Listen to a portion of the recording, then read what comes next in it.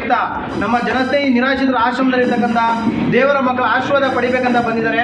ದಯವಿಟ್ಟು ನೀವೆಲ್ಲರೂ ಆಶೀರ್ವಾದ ಮಾಡೋದ್ರ ಮುಖಾಂತರ ಅವ್ರು ಒಳ್ಳೇದಾಗಲಿ ಅಂತ ಅರಿಸಿ. ಯಾಕಂದರೆ ಸಾಕಷ್ಟು ಸಮಾಜಮುಖಿ ಕೆಲಸಗಳನ್ನ ಮಾಡ್ತಾ ನಾಡು ನುಡಿ ಜಲ ಭಾಷೆ ಅನ್ನೋ ಒಂದು ದಿಟ್ಟ ಹೋರಾಟವನ್ನು ನಡೆಸ್ತಾ ಇರ್ತಕ್ಕಂಥ ಅಣ್ಣವ್ರಿಗೆ ಒಳ್ಳೇದಾಗಲಿ, ಆಯುಷು ಆರೋಗ್ಯ ಸುಖ ಶಾಂತಿ ಎಲ್ಲ ನಾವು ನಂಬಿರ್ತಕ್ಕಂಥ ಶನೇಶ್ವರ ಸ್ವಾಮಿ ಹಾಗೆ ನಾವು ನಂಬಿರ್ತಕ್ಕಂಥ ಶ್ರೀ ಶ್ರೀ ಶಿವಕುಮಾರ ಸ್ವಾಮಿ ಅವರ ಆಶೀರ್ವಾದ ಜೊತೆಗೆ ಇಲ್ಲಿರ್ತಕ್ಕಂಥ ದೇವರ ಮಕ್ಕಳ ಆಶೀರ್ವಾದ ಸಿಗಲಿ ಅಂತ ನಾನು ಭಗವಂತನಲ್ಲಿ ಬೇಡ್ಕೊಳ್ತೀನಿ. ದಯವಿಟ್ಟು ಪ್ರತಿಯೊಬ್ಬರು ಕೂಡ ಎದ್ದು ನಿಂತು ಅವರಿಗೆ ಒಂದು ಪುಷ್ಪವನ್ನು ಹಾಕೋದ್ರ ಮುಖಾಂತರ ಅವ್ರಿಗೊಂದು ಆಶೀರ್ವಾದ ಮಾಡಬೇಕಂತ ಕೇಳ್ಕೊತೀನಿ. Thank you.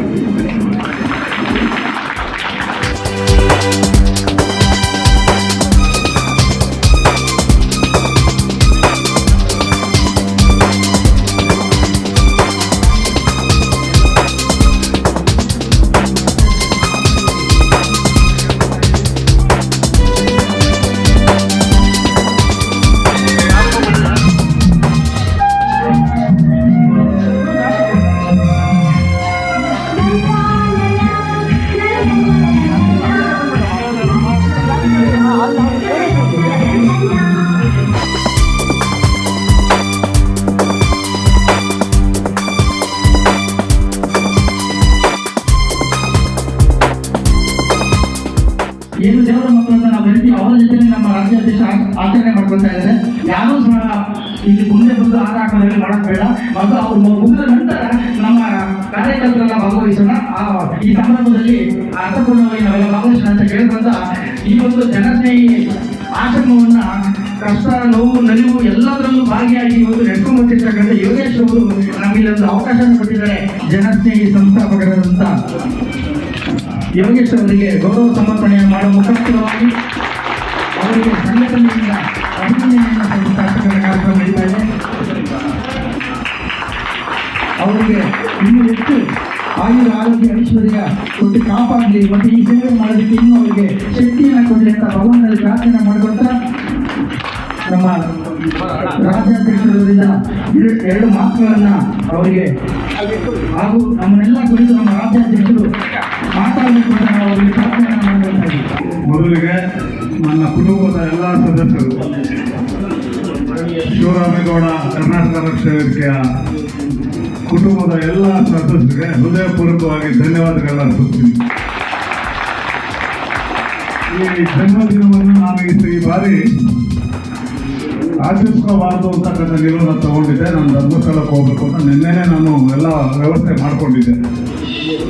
ಆದರೆ ನಮ್ಮ ಕಾರ್ಯಕರ್ತರು ಇಲ್ಲ, ಅದು ಜನ ತಪ್ಪಿರ್ಕೋತಾರೆ, ಬರ್ತಾರೆ, ಈಗ ಮಾಡ್ತೀರಾ ಅಂತ ಒಂದು ಆಲೋಚನೆ ಮಾಡಿದೆ. ಯಾವಾಗಲೂ ಕಾರ್ಯಕರ್ತರ ಮೇಲೆ ಒತ್ತಡ ಹಾಕಿ ಮಾಂಸವನ್ನು ಇಲ್ಲೇನೋ ಬೇರೆ ಇನ್ನೇನೋ ವ್ಯವಸ್ಥೆಯನ್ನು ಇನ್ನೊಂದು ಔಷಧ ಕೂಟವನ್ನು ವ್ಯವಸ್ಥೆ ಮಾಡಿಕೊಂಡು ಎಲ್ಲವನ್ನು ಖರ್ಚಿ ಅದೊಂದು ರೀತಿ ಮೋಜು ಮಸ್ತಿಗಳು ಮಾಡೋ ರೀತಿ ಸೇರ್ಕೊಂಡು ಮಾಡೋದು ಒಟ್ಟುದಬ್ಬದಲ್ಲಿ ನಂಬಿಕೆಗಳು ಕಮ್ಮಿ ಆಗತ್ತೆ ಕಂಡ್ರು. ಬೇಡ, ಇದು ಆ ಕಾರಣಕ್ಕೆ ತಿನ್ನೋದು ಮಾಡೋದು ಹೊಲ ಇದೇ ಇರುತ್ತೆ, ಬೇಡ ನಾವು ಅದನ್ನು ಆಚರಿಸ್ಕೊಳ್ಳೋದು ಹೋದಾಗ ಹುಡುಗರಲ್ಲಿ ಒಂದು ಬದಲಾವಣೆನ ನನ್ನ ಕಾರ್ಯಕರ್ತರು ಬೆಂಗಳೂರು ನಗರದ ಆಲೋಚನೆ ಮಾಡೋದು, ಅದು ಸಾರ್ಥಕವಾದ ದಿಕ್ಕಿನಲ್ಲಿ ಮಾಡೋಣ. ಎಲ್ಲೋ ಒಂದು ಕಡೆ ನನಗೆ ಈ ಬಾರಿ ಜನಸ್ನೇಹಿ ನಿರಾಶ್ರಿತರ ಆಶ್ರಮ ಬಹಳ ದಿವಸ ನನ್ನ ಮನಸ್ಸಲ್ಲಿ ಕಾಣ್ತಾ ಇತ್ತು. ಯೋಗೇಶ್ ಅಂತಕ್ಕಂಥ ಒಬ್ಬ ಬಡ ಹುಡುಗ ಪರಿಕಲ್ಪನೆ ಇಟ್ಕೊಂಡು ನಾನು ಒಂದು ಅನಾಥಾಶ್ರಮ ಮಾಡಬೇಕು. ಯಾಕಂದ್ರೆ ಹುಟ್ಟುತ್ತಾ ಯಾರು ಅನಾಥರಲ್ಲ, ಹುಟ್ಟುತ್ತಾ ನಾನು ಬಡವನಾಗಬೇಕು, ಬೀದಿಲಿ ಬಿದ್ದಿರಬೇಕು, ಯಾರು ಕಠಿಣದಲ್ಲಿ ಬದುಕಬೇಕು ಅಂತ ಯಾರು ಬಯಸಿ ಹುಟ್ಟೋದಿಲ್ಲ. ಈ ಭೂಮಿ ಮೇಲೆ ಹುಟ್ಟಿದ ಮೇಲೆ ಒಳ್ಳೆ ಬದುಕನ್ನ ಆರಿಸಿ ಬಂದಂಥವ್ರಿಗೆ ಕಾರಣಾಂತರಗಳಿಂದ ಅವರು ಬದುಕು ಬೀದಿಗೆ ಬೀಳುತ್ತೆ. ಕೇಳಿ ಕಂಡಿಗಳಂತ ವ್ಯವಸ್ಥೆಯಲ್ಲಿ ನಾನು ನೋಡ್ತಿರ್ತೀನಿ. ಕಾಲಿಗೆ ಹುಳ ಬಿದ್ದಂಥವ್ರು, ಮೂಲೆಯಲ್ಲಿ ಆಹಾರ ಇಲ್ಲದೆ ದಿನಗಟ್ಟೆ ಕಣ ಕಳೆದಂಥವ್ರು, ಅಲ್ಲಿ ಬೀದಿಲಿ ನಾರು ನೋಡಿದರೆ ಬೀದಿಲಿ ನಾಯಿ ನರಿಗಳ ಜೊತೆ ಹೇಗೆ ಬಿದ್ದಿರ್ತಾರೆ ಹಾಗೆ ಬಿದ್ದಿರ್ತಕ್ಕಂಥವ್ರು. ಇವರ ರಕ್ಷಣೆ ಏನು ಯಾರು ಮಾಡ್ತಾರೆ ಅಂತಕ್ಕಂಥದ್ದು ಯಾರು ಸರಿಯಾಗಿ ಗೊತ್ತಿರಲಿಲ್ಲ. ನನ್ನ ಆತನ ನಮ್ಮ ಯೋಗೇಶನ ಬಡ ಕುಟುಂಬದಲ್ಲಿ ಹುಟ್ಟಿ ವ್ಯವಸ್ಥೆ ಇದ್ದರೆ ಯಾರೋ ಕೊಟ್ಟಂತ ಜಾಗದಲ್ಲಿ ಕೆಲವು ಅನಾಥರಿಗೆ ಅಂತ ಪ್ರಾರಂಭ ಮಾಡಿದಂಥ ಈ ಒಂದು ಅನಾಥಾಶ್ರಮದಲ್ಲಿ ಅವರು ದಿನದಿಂದ ಸಾಮಾಜಿಕ ಜಾಲತಾಣದಲ್ಲಿ ನೋಡ್ತಿದ್ದೆ. ನಮ್ಮ ಯೋಗೇಶ್ವರ್ ಡಾರ್ಲಿಂಗ್ ಬಂದಿದ್ದಾರೆ. ಇವರು ಡಾರ್ಲಿಂಗ್ ಅಂತಾನೆ ಕರೆಯೋದು. ಬಹಳ ತುಂಬಾ ಚೆನ್ನಾಗಿ ಏನು ಅಂತಾರಾಜ್ಯ ಮಟ್ಟದಲ್ಲಿ ಬೇರೆ ಬೇರೆ ದೇಶಗಳಿಂದ ಯೋಗೇಶ್ವರ ಡಾರ್ಲಿಂಗ್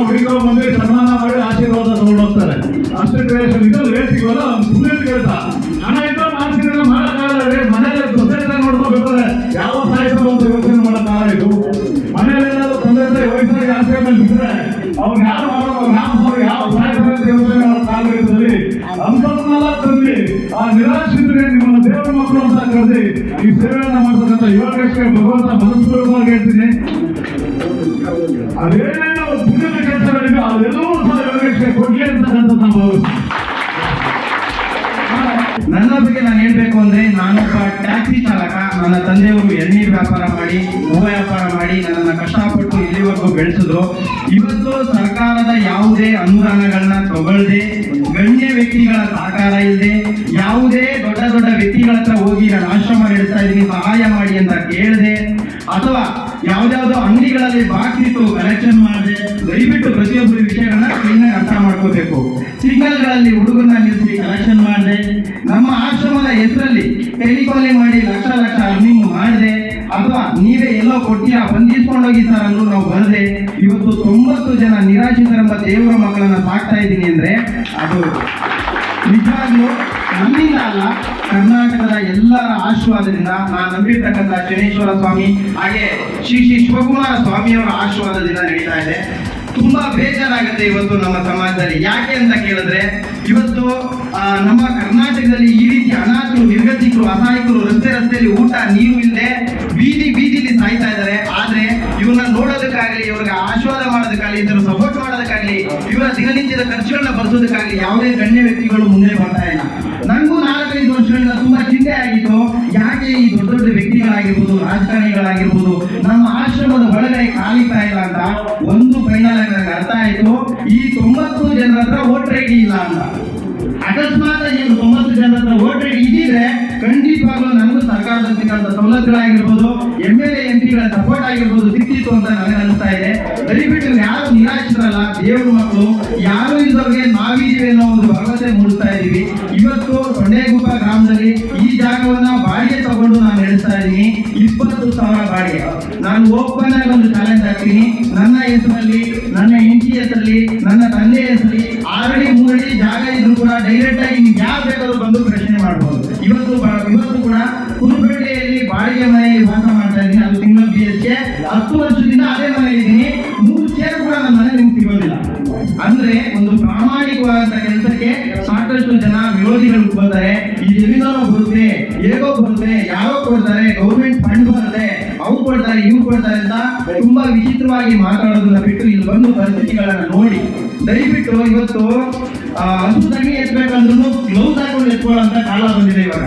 ಅಂಥದ್ರಲ್ಲಿ ಇರ್ತಕ್ಕಂಥ ಪ್ರತಿಯೊಬ್ಬರು ಡೈಪರ್ ಚೇಂಜ್ ಮಾಡಬೇಕು, ಊಟ ತಿಂಡಿ ನೋಡ್ಕೋಬೇಕು, ಮೆಡಿಸಿನ್ ನೋಡ್ಬೇಕು. ಇಲ್ಲಿರೋವೆಲ್ಲ ಆಕ್ಟಿವ್ ಆಗಿದೆ ಅಂತ ನೀವು ಅನ್ಕೊಂಡಿದ್ದೀರಾ.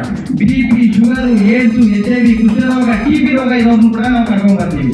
ಇಷ್ಟು ಈಸಿನ ಮಾಡೋದಕ್ಕಿದು. ನಾಳೆ ಅಕಸ್ಮಾತ್ ಆಗಿ ನನಗೇನಾದ್ರೂ ಹೆಚ್ಚು ಕಮ್ಮಿ ಆದ್ರೆ ನನ್ನ ಹೆಂಡತಿ ಮಕ್ಕಳಿಗಾಗಿ, ನನ್ನ ತಂದೆ ತಾಯಿಗಾಗಿ ಯಾರೂ ಬರೋದಿಲ್ಲ. ಅಕಸ್ಮಾತ್ ಏನೋ ಬಂದ್ರೆ ನಾನು ಒಂದು ಒಳ್ಳೆ ಸೇವೆ ಮಾಡ್ತೀನಿ ಅಂತ ಒಂದು 50 ಆಹಾರ ಬರ್ಬೋದು ಅಷ್ಟೇ. ನನ್ನ ತಂದೆ ತಾಯಿಗೆ ಯಾರು ಬೇಕು, ನನ್ನ ಹೆಂಡತಿ ಮಕ್ಕಳಿಗೆ ಯಾರು ಬೇಕು. ಯಾಕೆ ಈ ಸೇವೆನ ಆಯ್ಕೆ ಮಾಡ್ಕೊಂಡಿದೀವಿ ಅಂದ್ರೆ ನಮ್ಮ ಸಮಾಜದಲ್ಲಿ ಆಗ್ತಾ ಇರ್ತಕ್ಕಂಥ ದೌರ್ಜನ್ಯ, ತಂದೆ ತಾಯಿಗಳ ಮೇಲೆ ಎಷ್ಟು ಕ್ರೂರತ್ವ ಮೆರೀತಾ ಇದ್ದಾರೆ ಮಕ್ಕಳು ಅಂದ್ರೆ ಇದ್ರ ಬಗ್ಗೆ ಯಾಕೆ ಧ್ವನಿ ಎತ್ತುತ್ತಾ ಇಲ್ಲ ಸರ್ಕಾರ? ಇವತ್ತು ನಿಜವಾಗ್ಲೂ ಬಹಳ ಬೇಜಾರಾಗುತ್ತೆ. ಇವತ್ತೆಲ್ಲ 90 ಜನ ನಿಮ್ ಮುಂದೆ ಕಾಣ್ತಾ ಇರಲ್ಲ, ಅವರೆಲ್ಲ ಅನಾಥರು, ನಿರ್ಗತಿಕರು ಅಂತ ನೀವ್ ಅನ್ಕೋತಾ ಇದ್ರೆ ಗೊತ್ತಿಲ್ಲ. ಅವರೆಲ್ಲ ಬಾಳಿ ಬದುಕಿ ಇನ್ನೊಬ್ರಿಗೆ ಅನ್ನ ಹಾಕೋರು. ಇವತ್ತು ಒಂದು ತುತ್ತು ಅನ್ನ ಇದ್ದಾಗ ಇವತ್ತು ರೀತಿಯಲ್ಲಿ ಬಂದು ಮಲಗ್ತಾ ಇದ್ದಾರೆ ಅಂದ್ರೆ ಅಂತವರ ರಕ್ಷಣೆಗೆ ಯಾಕೆ ಸರ್ಕಾರ ಮುಂದಾಗ್ತಾ ಇಲ್ಲ?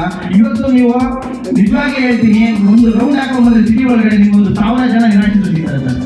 ಇಂಥವ್ರಿಗೆ ಯಾವುದೇ ರೀತಿ ಸಪೋರ್ಟ್ ಇದ್ದಾರೆ. ದಯವಿಟ್ಟು ಕೇಳ್ಕೊಳ್ಳೋದೇನಂದ್ರೆ ಈ ಜಾಗ ಕೂಡ ಇವಾಗ ಸೇಲ್ಗಿಟ್ಟಿದ್ದಾರೆ. ನನ್ಗೆ ಏನ್ ಮಾಡ್ಬೇಕು ಗೊತ್ತಿಲ್ಲ. ಇಷ್ಟು ದಿನಗಳಾದ್ರೂ ಕೂಡ ಒಬ್ರು ಗಣ್ಯ ವ್ಯಕ್ತಿಗಳಾಗಿರ್ಬೋದು ಅಥವಾ ಹಣ ಇರುವಂತ ವ್ಯಕ್ತಿಗಳಾಗಿರ್ಬೋದು ಬಂದು ಒಂದು 50 ಅಡಿ 100 ಅಡಿ ಜಾಗ ಕೊಡ್ತೀನಿ ಅಂತ ಮುಂದೆ ಬರಲಿಲ್ಲ. ಆದ್ರೂ ಇಲ್ಲಿ ಬಂದು ಸಹಾಯ ಮಾಡ್ತಿರೋರೆಲ್ಲ ಕೂಲಿ ಕೆಲಸ ಮಾಡೋರು, ಆಟೋ ಓಡಿಸೋರು, ಟ್ಯಾಕ್ಸಿ ಓಡಿಸೋರು, ಇಂಥ ವ್ಯಕ್ತಿಗಳು ಬಂದು 1 ಅಡಿ 2 ಅಡಿ ಜಾಗವನ್ನ ಕೊಡಿಸ್ತಾ ಇದ್ದಾರೆ. ದಯವಿಟ್ಟು ನಾನು ನಿಮ್ಮಲ್ಲಿ ಕೈ ಮುಗಿದು ಬೇಡ್ಕೋತೀನಿ, ಈ ಜಾಗವನ್ನ ಉಳಿಸ್ಬಿಟ್ರೆ ಇನ್ನೂ ಸಾಕಷ್ಟು ಜನ ನಿರಾಶ್ರಿತರೆಂಬ ದೇವ್ರ ಮಕ್ಕಳನ್ನ ಸಾಕೋದಕ್ಕೆ ತುಂಬಾ ಹೆಲ್ಪ್ ಆಗುತ್ತೆ. ನೀವು ಲಕ್ಷ ಕೋಟಿ ಅಂತ ಕೇಳಲ್ಲ. ಕೊನೆ ಪಕ್ಷ ನಿಮ್ ಕೈ ಸಹಾಯ ಮಾಡಕ್ ಆಗಿಲ್ಲ ಅಂದ್ರೂ ಪರವಾಗಿಲ್ಲ, ವಿಡಿಯೋನ ಶೇರ್ ಮಾಡಿ. ಕೊನೆ ಪಕ್ಷ ವಿಡಿಯೋ ಶೇರ್ ಮಾಡಕ್ ಆಗಿಲ್ಲ ಅಂದ್ರೂ ಪರವಾಗಿಲ್ಲ, ಒಳ್ಳೇದ್ ಮಾಡಕ್ ಆಗಿಲ್ಲ ಅಂದ್ರೂ ಪರವಾಗಿಲ್ಲ, ಕೆಟ್ಟದ್ ಮಾತ್ರ ಬಯಸ್ಬೇಡಿ. ಯಾಕಂದ್ರೆ ಕೋಟಿ ದುಡ್ಡು ಮಾಡಬೇಕು ಅಂದ್ರೆ ಸಾಕಷ್ಟು ದಾರಿಗಳಿದೆ. ಈ ತರ ದೇವ್ರ ಮಕ್ಕಳನ್ನ ಕರ್ಕೊಂಡು ದುಡ್ಡು ಮಾಡೋ ಅಗತ್ಯ ನನಗಿಲ್ಲ. ಯಾಕಂದ್ರೆ ನಾನು ನಂಬಿರೋದು ಶನೇಶ್ವರ ಸ್ವಾಮಿ. ಸ್ವಾಮಿ ಅವ್ರನ್ನ. ಅವರು ನನಗೆ ಇವತ್ತವರೆಗೂ ಯಾವುದು ಕೂಡ ಕಮ್ಮಿ ಮಾಡಿಲ್ಲ. ನ್ಯಾಯ, ನಿಷ್ಠೆ, ಪ್ರಾಮಾಣಿಕತೆ ಇರೋದಕ್ಕೆ ಇವತ್ತು ಇಷ್ಟು ಜನರನ್ನ ಇಲ್ಲಿಗೆ ಕರೆಸಿದ್ದಾರೆ ಅಂದ್ರೆ ದೇವರು ಬರೋದಕ್ಕಾಗೋದಿಲ್ಲ. ಒಂದು ಉದಾಹರಣೆ ನಾನು ನಿಮ್ಗೆ ಹೇಳ್ತೀನಿ. ಇವ್ರನ್ನ ಇದೇ ಅಜ್ಜಿನ ಅಂದ್ರೆ ಇವತ್ತೇನ ಡಾರ್ಲಿಂಗ್ ಅಂತ ಕರಿತೀನಿ. ಇವ್ರನ್ನ ಒಂದು ವೇಸ್ಟ್ ಪೇಪರ್ ತರ ಒಂದು ಹಳ್ಳಿ ಮರದ ಬುಡದಲ್ಲಿ ಬಿಸಾಕಿದ್ರು. ಯಾರು? ಮಕ್ಕಳು ಮೊಮ್ಮಕ್ಕಳೆಲ್ಲ ಸೇರಿ. ಇವತ್ತು ಅದೇ ವೇಸ್ಟ್ ಪೇಪರು ನ್ಯೂಸ್ ಪೇಪರ್ ತರ ಇಡೀ ಕರ್ನಾಟಕನ ಹರಿದಾಡ್ತಿದೆ ಅಂದ್ರೆ ಅರ್ಥ ಮಾಡ್ಕೊಳ್ಳಿ. ಜೀವನ ಅನ್ನೋದು ಯಾರಿಗೆ ಯಾವಾಗ ಬೇಕಾದ್ರೂ ಬದಲಾಗುತ್ತೆ. ಯಾರ ಪರಿಸ್ಥಿತಿನ ನೋಡಿ ಅವನ್ನ ಹೀಯಾಳಿಸಿ ಅವಮಾನ ಮಾಡೋದಕ್ಕಿಂತ ಅವರಿಗೆ ಗೌರವ ಕೊಟ್ಟು ಸಾಧ್ಯವಾದರೆ ಸಹಾಯ ಮಾಡಿ. ತುಂಬಾ ಮನಸ್ಸಿಗೆ ಮುಟ್ಟತಕ್ಕಂಥ ಮಾತುಗಳನ್ನು ಆಡಿ ನಮ್ಮ ಮನಸ್ಸುಗಳನ್ನ ಗೆದ್ದಿರ್ತಕ್ಕಂಥ ಯೋಗೇಶ್ ಅವರಿಗೆ ಒಂದು ಜೋರಾದ ಚಪ್ಪಾಳೆ ಮುಖಾಂತರ